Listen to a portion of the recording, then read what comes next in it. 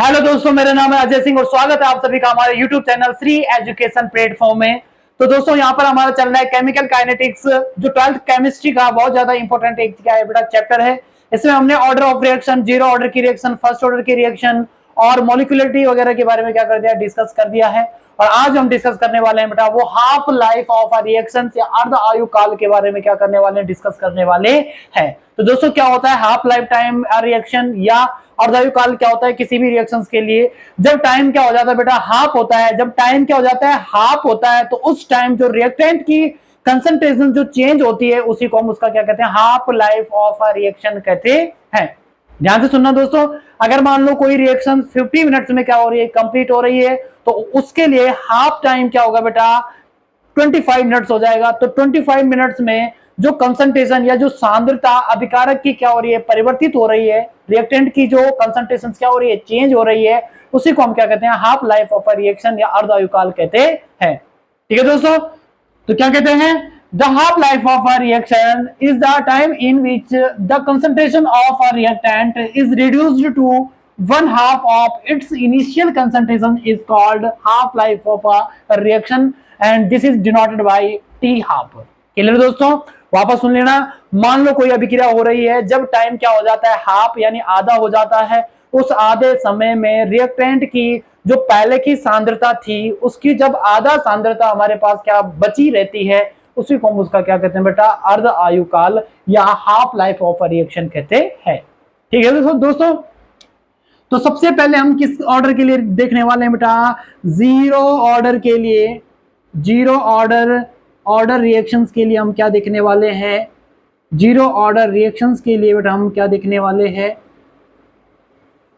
Zero order reactions के लिए क्या देखने वाले हैं, टी हाफ यानी हाफ लाइफ टाइम। ठीक है, तो सबसे पहले हमें पता है कि जब मान लो टाइम क्या था बेटा, अगर मैं टाइम को लिख लूं बेटा टी हाफ, टाइम क्या था बेटा, टी हाफ था, तो हमें पता है आर की जो कंसंट्रेशन थी वो क्या हो जाती है बेटा, हाफ क्या हो जाती है, आर नॉट हो जाती है।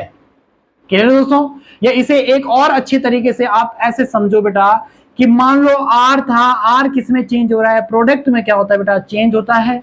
जब टाइम क्या था बेटा, जीरो था, तो मान लो इसकी कंसंट्रेशन क्या थी बेटा, R equal to R concentration थी, लेकिन पी की जो कंसंट्रेशन थी बेटा वो क्या थी, जीरो थी।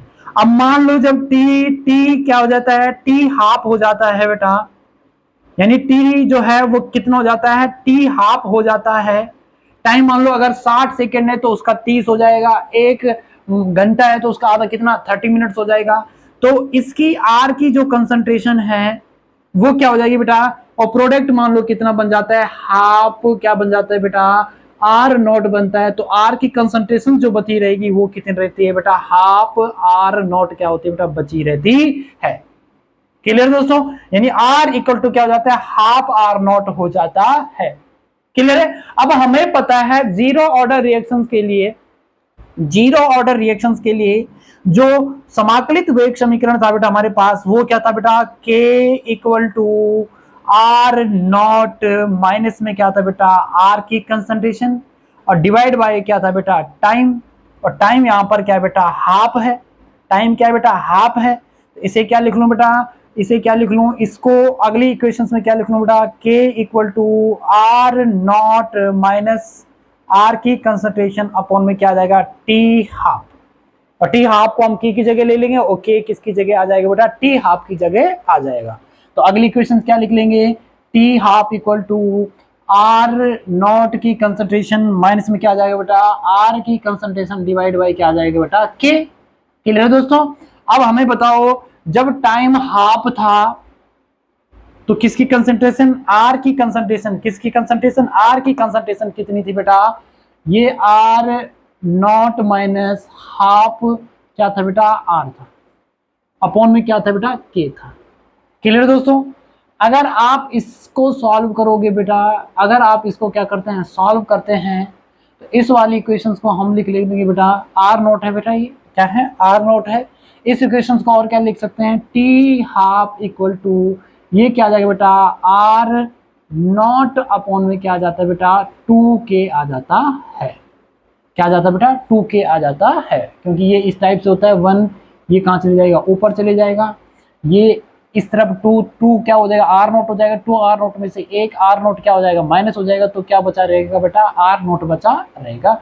और ये किसके लिए हो जाता है हाफ लाइफ टाइम, किसके लिए हो जाता है बेटा कौन से ऑर्डर के लिए, जीरो ऑर्डर की रिएक्शन के लिए, जीरो ऑर्डर रिएक्शंस के लिए। ठीक है दोस्तों, तो ये किसके लिए हो गया जीरो ऑर्डर रिएक्शंस के लिए टी हाफ हो जाता है बेटा। तो अब हम डिस्कस करने वाले हैं बेटा किस ऑर्डर के लिए, फर्स्ट ऑर्डर रिएक्शंस के लिए। ठीक है दोस्तों, फर्स्ट ऑर्डर रिएक्शंस के लिए इतना तो हमें यहाँ भी करना है, फर्स्ट ऑर्डर के लिए भी सेम ही रखना है, क्योंकि जब टाइम जीरो था तो रिएक्टेंट की क्वांटिटी क्या थी जीरो, तो रिएक्टेंट की क्वांटिटी क्या थी आर थी।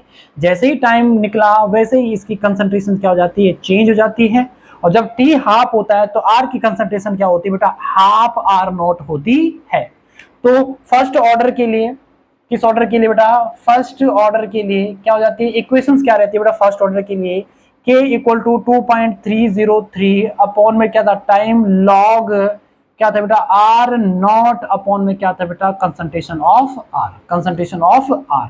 ठीक है दोस्तों, अब जब हम टी हाफ निकाल लें तो इस वाले को सीधा हाफ ले लूं बेटा, ये ऊपर लिख लो तो इसको क्या लिख लेंगे बेटा टी हाफ, यहाँ पे लिख लेते हैं, यहाँ पे लिख लेते हैं बेटा इसको टी हाफ हो जाएगा, के नीचे चले जाएगा, ये 2.303 अपॉन में के, और ये क्या बेटा लॉग आर नॉट अपॉन में क्या है बेटा आर की कंसंट्रेशन। क्लियर है दोस्तों।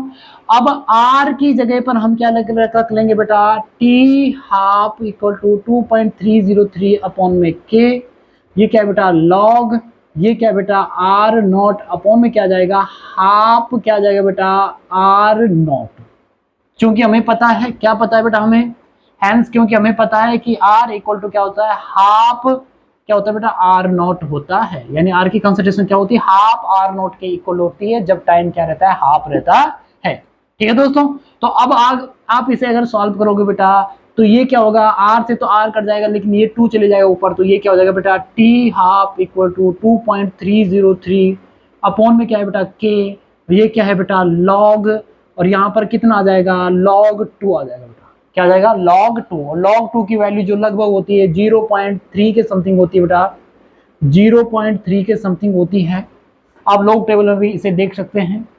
तो ये क्या हो जाता है बेटा T half equal to total, अगर इसको इसकी वैल्यू 0.3 और इसको अगर हम मल्टीप्लाई करते हैं तो ये हो जाता है 0.693 डिवाइड बाय क्या जाता है बेटा के।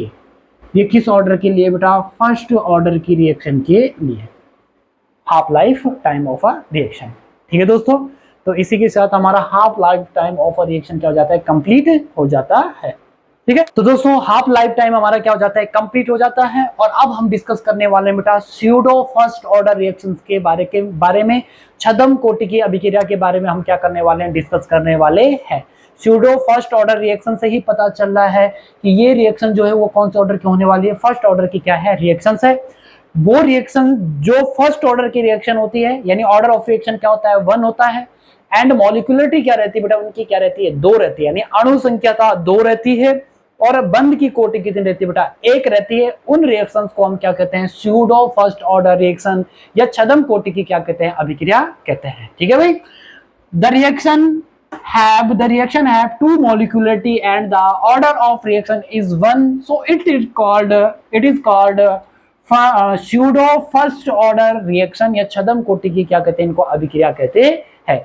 एग्जांपल ले लेते हैं बेटा, जैसे एस्टर है बेटा, आपका एस्टर का क्या रहता है बेटा फॉर्मूला RCOOR बेटा, इसका जब हम हाइड्रोलिसिस करते हैं यानी हाइड्रेशन करते हैं किसकी प्रेजेंस में बेटा H2O, और किसकी प्रेजेंस में बेटा एसिड की प्रेजेंस में, यहाँ से बॉन्ड टूटता है बेटा OH इस तरफ हाइड्रोजन इस तरफ, तो क्या बन जाता है बेटा RCOOH प्लस RCROH, यानी एक कार्बोक्सिलिक एसिड और एक क्या बनता है बेटा अल्कोहल क्या होता है प्राप्त होता है। ठीक है दोस्तों, अब इसमें एक चीज ध्यान देना बेटा, कौन कौन भाग पार्टिसिपेट करें सर, एक एस्टर पार्टिसिपेट कर रहा है, एक H2O पार्टिसिपेट कर रहा है, ये तो कैटलिस्ट है, इसका कोई लेना देना नहीं है। तो यहाँ पर ये क्या है बेटा, ये 1 मॉलिक्यूलर यानी मॉलिक्यूल और ये सेकेंड मॉलिक्यूल, तो इसके लिए मॉलिक्यूलरिटी कितनी हो जाती है बेटा सेकेंड होती है। और ये जो रिएक्शन है ये सिर्फ और सिर्फ किसकी कंसंट्रेशन पर, एस्टर की कंसंट्रेशन पर क्या करती है, डिपेंड करती है। तो ये कौन सी ऑर्डर की हो जाती है बेटा, फर्स्ट ऑर्डर की क्या हो जाती है, रिएक्शंस हो जाती है। अब जो कैन शुगर है बेटा, जो कैन क्या है, शुगर है, यानी जो शुगर रहती है क्या रहता है, C12H22O11। जब इसका हम हाइड्रोलिसिस करते हैं तो मॉलिक्यूल कितने हैं, 2। तो मॉलिक्यूलरिटी कितनी हो गई, 2। और सिर्फ ये रिएक्शन किस पे डिपेंड करेगी, कैन शुगर पर डिपेंड करती है। और इसका हम क्या करते हैं, हाइड्रेशन यानी H2 के साथ रिएक्शन कराते हैं। तो यहाँ पर ग्लूकोज एंड फ्रक्टोज क्या होता है बेटा, प्राप्त होता है। तो यानी एग्जाम्पल अगर कोई पूछे स्यूडो फर्स्ट ऑर्डर रिएक्शंस, वापस बता रहा हूँ, स्यूडो फर्स्ट ऑर्डर रिएक्शन का मतलब है जिनकी मॉलिक्यूलरिटी कितनी रहती है, 2, और ऑर्डर ऑफ रिएक्शन कितना रहता है बेटा, 1। वो किस ऑर्डर की रहती है, स्यूडो फर्स्ट ऑर्डर की रिएक्शंस रहती है। एग्जाम्पल एस्टर का हाइड्रोलिसिस, और दूसरा कौन सा बेटा, एस्टर, और दूसरा कौन सा है, शुगर की। जब हम क्या करते हैं, H2 की रिएक्शन करते हैं तो हमारे पास ग्लूकोज और फ्रक्टोज प्राप्त होना, इस रिएक्शन को भी हम क्या कहते हैं बेटा, स्यूडो फर्स्ट ऑर्डर की यानी छद्म कोटि की क्या कहते हैं, अभिक्रिया कहते हैं। ठीक है दोस्तों, तो बेटा हम फैक्टर्स के बारे में कुछ डिस्कस कर रहे थे। रेट ऑफ रिएक्शन पर जो फैक्टर्स होते हैं उनका क्या इफेक्ट पड़ता है, जिनमें हमने कंसंट्रेशंस की बात की थी बेटा, कंसंट्रेशंस भी हमारा क्या हो गया है, कंप्लीट हो गया है। ऑर्डर ऑफ रिएक्शंस की बात की थी, मॉलिक्यूलरिटी की बात की थी बेटा, इंटीग्रेटेड इक्वेशंस की बात की थी। और अब जो हमारे पास है बेटा वो है temperature depends of rate of reaction, यानी टेम्परेचर का रेट ऑफ रिएक्शन यानी अभिक्रिया की दर पर क्या प्रभाव पड़ता है। जनरली हमें पता, एक चीज पता होनी चाहिए बेटा, अगर टेम्परेचर इंक्रीज हो रहा है तो रेट ऑफ रिएक्शन भी क्या होती है बेटा, इंक्रीज होती है। ठीक है, मान लो अगर आप वाटर ले रहे हो और वाटर में क्या मिला रहे हो, शुगर यानी चीनी मिला रहे हो, और आप उसे क्या कर देते हो, गर्म कर देते हो, तो चीनी घुलना क्या हो जाता है, फास्ट हो जाता है, मतलब रेट ऑफ रिएक्शन उसके लिए क्या हो जाती है, इंक्रीज हो जाती है। जनरली बहुत सारे रिएक्शंस में ऐसा भी नहीं होता है, लेकिन मिनिमम जितनी भी आपकी रिएक्शंस होती है, मैक्सिमम जितनी भी आपकी रिएक्शंस होती है, उनमें ये देखा गया है कि अगर टेम्परेचर बढ़ाते हैं तो रेट ऑफ प्रोडक्ट या रेट ऑफ रिएक्शन क्या हो जाती है, इंक्रीज हो जाती है। ठीक है, temperature depends on rate of reactions के बारे में जो डिस्कस किया था वो किसने किया था बेटा, आरएनएस ने किया था। और क्या है बेटा, टेम्परेचर पर किस टाइप से डिपेंड करती है, तो सुन लेना बेटा, अगर किसी केमिकल रिएक्शंस का, वापस सुन लेना, अगर किसी केमिकल रिएक्शंस का हम टेम्परेचर 10 डिग्री सेल्सियस बढ़ा देते हैं, 10 डिग्री सेल्सियस क्या कर देते हैं, बढ़ा देते हैं, तो बेटा उस रिएक्शन की जो रेट होगी वो दुगनी हो जाती है, यानी क्या हो जाती है, डबल्ड हो जाती है। ठीक है दोस्तों, तो ये क्या करा है, in the chemical reaction with rise in the temperature, अगर टेम्परेचर हम करते हैं, राइज करते हैं, कितना बेटा, 10 degree Celsius, the rate of reaction will be doubled, यानी रेट ऑफ रिएक्शन क्या हो जाती है, दुगनी हो जाती है। 10 डिग्री टेम्परेचर बढ़ाने पर, 10 डिग्री सेल्सियस टेम्परेचर बढ़ाने पर रेट ऑफ रिएक्शन क्या हो जाती है, दुगनी हो जाती है। और 20 डिग्री बढ़ाएंगे, डिग्री सेल्सियस बढ़ाएंगे तो वो कितनी हो जाएगी, 4 गुना हो जाएगी। ठीक है, तो अब आरएनएस ने क्या कहा था बेटा, आरएनएस ने एक अपनी इक्वेशन दी थी बेटा, आरएनएस के अनुसार एक इक्वेशन थी बेटा, K equal to AE minus EA upon में क्या है बेटा, RT। ये जो इक्वेशन दे रखी है बेटा वो किसने दे रखी है, आरएनएस ने दे रखी है। ठीक है दोस्तों, यहाँ पे थोड़ा ध्यान देना, K तो यहाँ पे रेट कांस्टेंट है, तो K इक्वल टू क्या है बेटा, रेट कांस्टेंट, और जो A है ये क्या है बेटा, आरएनएस कांस्टेंट, और जो E A है बेटा ये होती है बेटा एक्टिवेशन एनर्जी। R तो गैस कांस्टेंट है और T यहाँ पर क्या है बेटा, टेम्परेचर है। और E A ध्यान रखना बेटा, ये क्या है, एक्टिवेशन एनर्जी। और ये इक्वेशंस किसने दे रखी है, आरएनएस की क्या है बेटा, एक इक्वेशंस है। ठीक है दोस्तों, तो सबसे पहले समझते हैं बेटा, एक एग्जाम्पल की तरह समझते हैं बेटा ध्यान से। H2 प्लस I2 अगर क्या करते हैं बेटा, रिएक्ट करते हैं, यानी ये रिएक्टेंट क्या करते हैं बेटा, रिएक्ट करते हैं, तो सबसे पहले यहां पर एक इंटरमीडिएट, यानी एक इंटरमीडिएट या आप ये बोल सकते हो कॉम्प्लेक्स का क्या होता है बेटा, फॉर्मेशन होता है। जैसे हाइड्रोजन और हाइड्रोजन के बीच का बॉन्ड क्या होगा बेटा, टूटेगा। आयोडीन और आयोडीन के बीच का बॉन्ड क्या होगा बेटा, टूटेगा। और हाइड्रोजन और आयोडीन के बीच का बॉन्ड क्या होता है, बनता है। यानी एक तरीके से बॉन्ड ब्रेकिंग भी होता है और एक तरीके से बॉन्ड मेकिंग भी होता है, यानी बॉन्ड टूटेगा भी और बनेगा भी। अब ये रिएक्टेंट है बेटा, ये इंटरमीडिएट है, मध्यवर्ती है, और ये क्या है, प्रोडक्ट है। तो क्या बन जाता है, HI के कितने बन जाते हैं, 2 बन जाते हैं। ठीक है दोस्तों, एक ग्राफ के द्वारा इनके क्या समझते हैं बेटा, पहले ये समझ लेते हैं एक्टिवेशन एनर्जी क्या होती है। एक्टिवेशन एनर्जी क्या होती है, तो ध्यान से सुन लेना बेटा।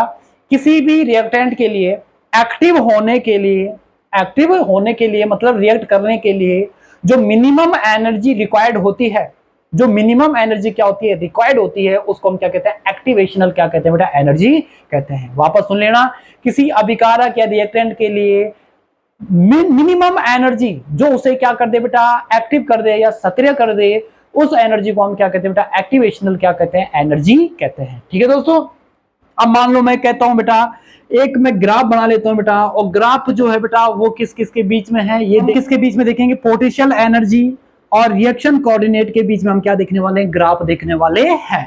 तो सबसे पहले H2 और I2 की जो एनर्जी थी बेटा, यहां पर H2 और I2 की जो एनर्जी थी वो क्या थी बेटा, कम थी। लेकिन जैसे जैसे रिएक्शंस हुई तो कुछ एनर्जी की रिक्वायर्ड पड़ी बेटा, कुछ एनर्जी की रिक्वायर्ड पड़ी, और बाद में जो हमारे पास मेन प्रोडक्ट बन रहा है वो क्या बन रहा है बेटा, 2HI क्या होता है, प्राप्त होता है। यानी ये यहां पर ध्यान से एक चीज देखना बेटा, H2 और I2 जब रिएक्ट करेंगे तो यहां पर कॉम्प्लेक्स या किसका फॉर्मेशन होता है बेटा, इंटरमीडिएट का क्या होता है, फॉर्मेशन होता है इस पोजीशन पर। यानी H2I2 पहले इनकी एनर्जी क्या होगी, बढ़ेगी, यानी इनकी एक्टिवेशनल एनर्जी क्या होगी, बढ़ेगी, और बाद में एनर्जी क्या होती जाती है, डिक्रीज। तो बाद में ये किसमें चेंज हो जाते हैं बेटा, प्रोडक्ट में क्या हो जाते हैं, चेंज हो जाते हैं। अब यहां पे थोड़ा ध्यान से देखना बेटा, प्रोडक्ट की जो क्या रहती है, एनर्जी रहती है, वो क्या रहती है, कम रहती है, कंपेयर टू किसके बेटा, रिएक्टेंट के, कंपेयर टू किसके, रिएक्टेंट के। तो ये ज्यादा, इसकी इनकी एनर्जी क्या रहती है बेटा, ज्यादा रहती है, और इनकी एनर्जी क्या रहती है बेटा, कम रहती है, जिसके कारण ये स्टेबल ज्यादा होगा बेटा, और ये स्टेबल क्या रहता है, कम रहता है। इसके केस में ये बहुत ज्यादा एनर्जी वाला है, तो सबसे कम क्या रहेगा बेटा, स्टेबल रहेगा। क्लियर दोस्तों, ध्यान रखना, यहां से यहां तक की एनर्जी, यहां से यहां तक की जो एनर्जी होगी बेटा, उस एनर्जी को हम क्या कहते हैं, EA, यानी क्या कहते हैं बेटा, एक्टिवेशनल एनर्जी।